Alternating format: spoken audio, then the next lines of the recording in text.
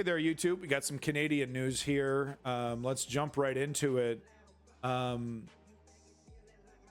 Everyone wants the Liberals to do a proper inquiry into Chinese interference in the elections, and Trudeau has been dodging it left and right. Biden just had a visit into Canada, and so I just thought we'd get an update on all that here with this piece of news from CBC. Today, U.S. President Joe Biden scheduled to arrive in Ottawa this Thursday. It marks his first trip since being elected president in 2020. And there are a number of big issues on the agenda for both countries, including Haiti, climate change, and defense spending, with a focus on NORAD. For more on the visit, I spoke to Canada's ambassador to the United States, Kirsten Hillman, earlier. Ambassador Hillman, nice to see you, and nice to see you here in Canada, too. Oh, it's great to be here. This is obviously the first bilateral state visit since Obama's trip. Why is this such an important moment for this to happen? Is it? Well, you know, a lot has happened in the world in the last couple of years since the Biden administration came in. The Prime Minister and the President, they meet often. They meet in the U.S., they meet in Mexico, they meet around the world at the G7, G20, and in many places. This is news. But what's really special about a visit like this is that we're going to focus primarily on the bilateral relationship. Of course, we'll talk about the situations that are existing in the world and how we're working together all over the world, but we'll also focus on how we are, you know, sources of strength for each other. And I think that that's going to be the theme of this visit, is that we are there making each other stronger and better, whether it's economically or from a security perspective, our societies, you know, open, safer, more just. That is what we're looking to achieve here, and that's what makes it really special. And I want to go through some of those topics in particular, but there had been suggestions to me that this visit would be multiple cities, it would be multiple days. The Prime Minister even said publicly he and the President would get to a shop floor to meet with workers. That is not happening, and I'm wondering if that's disappointing, that it was not quite what Canada had envisaged. Well, you know, the President is coming for 2 days. He's making an address to Parliament. He's going to have a variety of different interactions. And he and the First Lady are going to have some important quality time with the Prime Minister and Madame Gregoire-Trudeau. I think that it's from my perspective, as the person representing Canada and the United States, those moments of really having time together privately to really continue to build their really strong bond, but then talk to all Canadians through an address to Parliament. This is very good news. Okay, I'll just dig into some of the issues then that we expect to be on the agenda. Certainly Roxham Road and the Safe Third Country Agreement. And the Prime Minister has said that he would like to see a conversation on that. What is your expectation that we would see any progress, any negotiations on this issue at all? Well, I think the first thing to say is that, and I'm sure Canadians realize this, the issue of migration is enormous for the United States, and it's very important to us. And therefore, of course, it's going to be a topic of conversation between the leaders. There are people that are desperate and they're fleeing their countries. They're in danger. They're dying. The U.S. had over 2 million people. I mean, this is an important story. Okay, she actually is getting to something important here. That it encountered as irregular or as migrants at their southern border last year, over 2 million. So it's a crisis of very significant proportions, and it's a crisis of important proportions for us too in Canada with Roxham Road. So there's no way that. Look, I got a lot of criticisms of Hassan. You know, I don't want to get into the habit of shitting on these people every single stream, but I got a lot of criticisms of the current political commentators on Twitch and, you know, streaming channels in general. So we'll just leave it at that. The leaders are not going to want to spend some good time, important time talking about this and what we are doing together in the hemisphere, and then of course at the borders as well.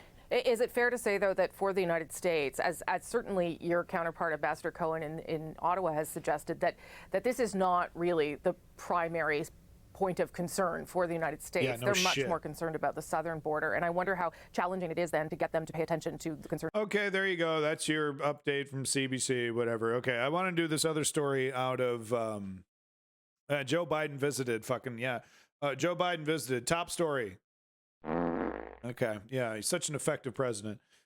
So I wanted to show this really quick because, you know, violence has become quite an issue here in Canada, and things are not getting any better.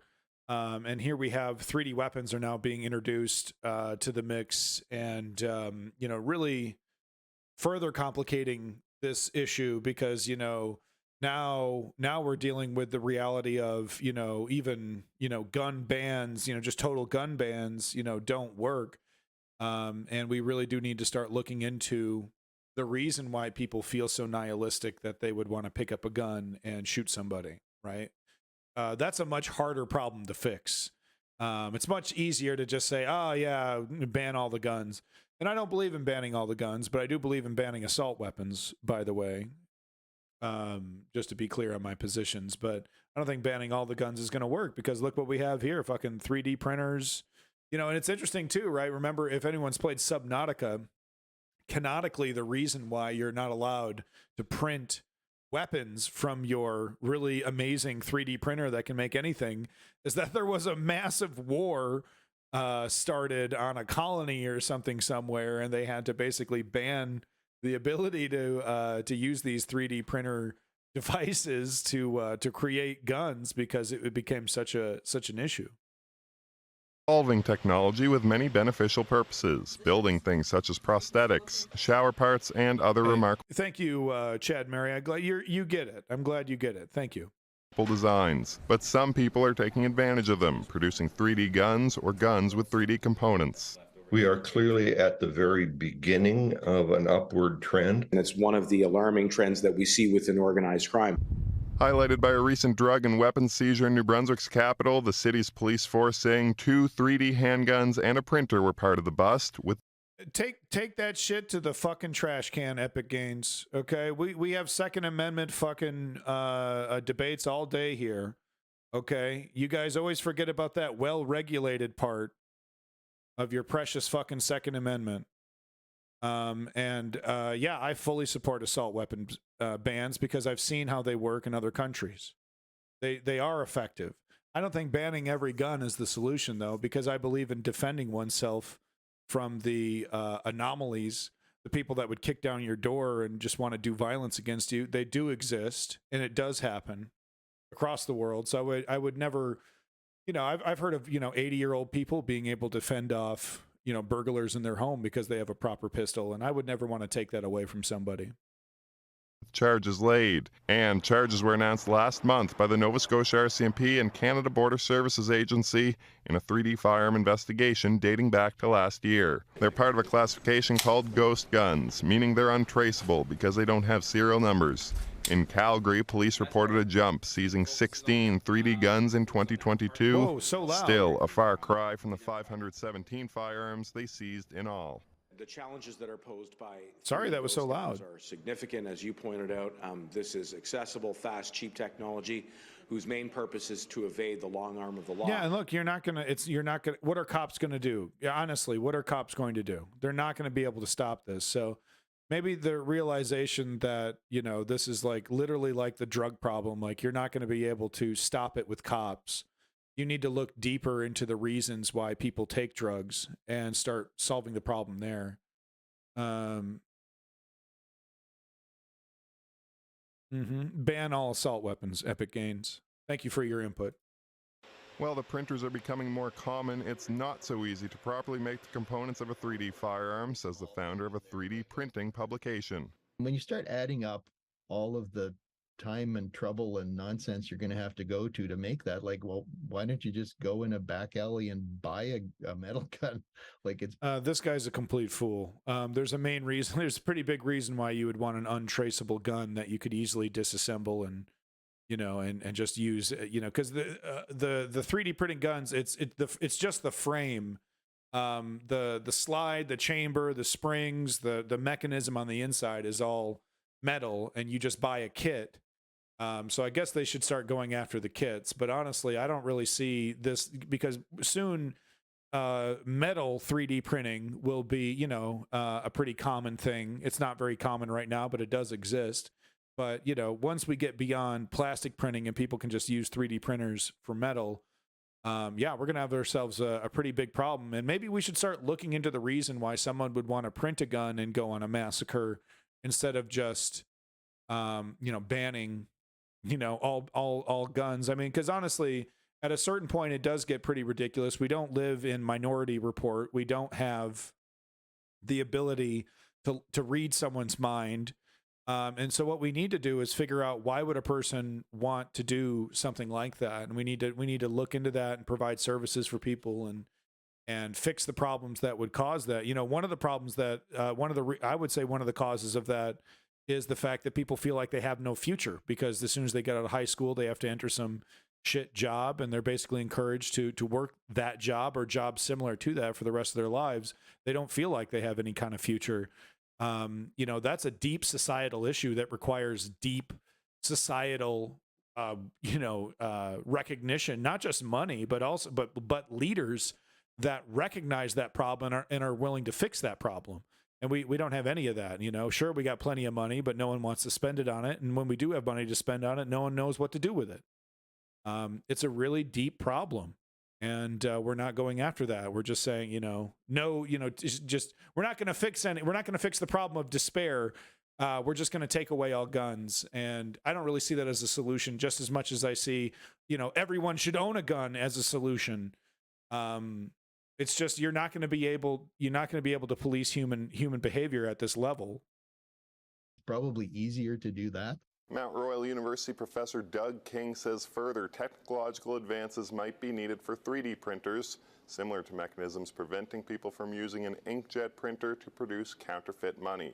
Because then there's also the legal side. If you think, oh, gee, it might be kind of fun to see if I can make one, if you start doing that, you've actually broken the Criminal Code of Canada, and you could end up in some really serious problems.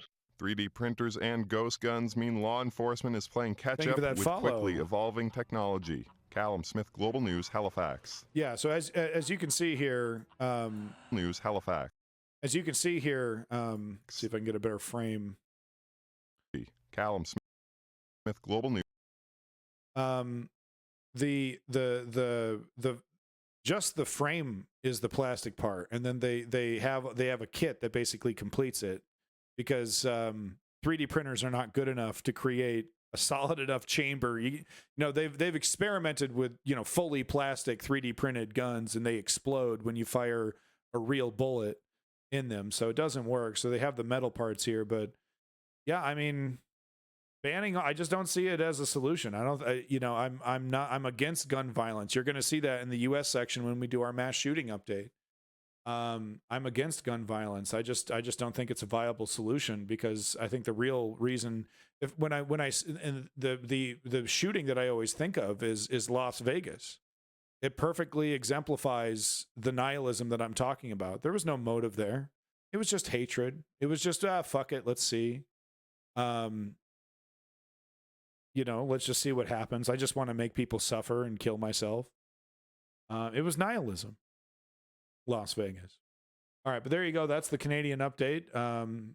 Really, what I was just trying to show is that Canada is starting to experience some of the issues I've seen so well in the United States, and I'm desperately begging the Canadian government to pay attention to these trends and get on top of it. And in some cases, I see some very positive, some very proactive actions from the Canadian government, and that does give me peace of mind. But at the same time, I still see a lot of very scary things happening here in Canada. So I encourage the Canadian governments, Conservative, Liberal, NDP, whatever they are, to pay attention to these trends instead of embracing them like we've seen some in the Conservative Party already do. So thank you so much. YouTube.